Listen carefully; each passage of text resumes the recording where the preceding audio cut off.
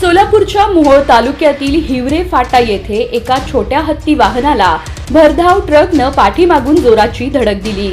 या धडकेत एकाचा जागीच मृत्यू झाला असून 16 जण जखमी झाले आहेत। त्यापैकी दोघांची प्रकृती चिंताजनक असून त्यांच्यावर सोलापूर येथील रुग्णालयात उपचार सुरू आहेत। ही घटना 12 जून रोजी दुपारी 3 वाजता हिवरे गावाच्या हद्दीत सातपुते कॅन्टीन जवळ घडली। या अपघातात विक्रम हुरमुशा काळे राहणार निर्ले तालुका करमाळा यांचा जागीच मृत्यू झाला। गंभीर जखमींमध्ये बाबूशा हुनाजी पवार आणि हमखास हुनाजी पवार यांचा समावेश असून त्यांना तातडीने सोलापूरला हलविण्यात आले आहे।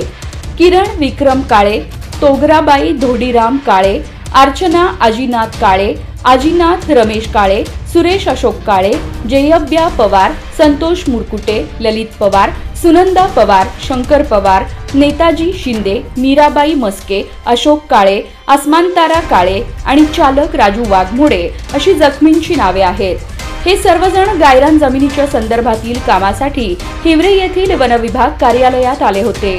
टेंभुर्णीहून हिवरे येथे येत असताना चौकातून वळण घेत असलेल्या छोटा हत्ती MH13 DQ 0899 या वाहनावर मालवाहू ट्रकनं जोरदार धडक दिली।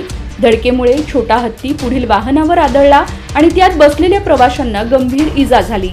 या प्रकरणी ट्रक चालक गुंजेश्वर सिंह कौशल सिंह राहणार झकरावल तालुका देवसर जिल्हा सिंगरौली मध्य प्रदेश याच्या विरोधात गुन्हा नोंदवण्यात आला आहे।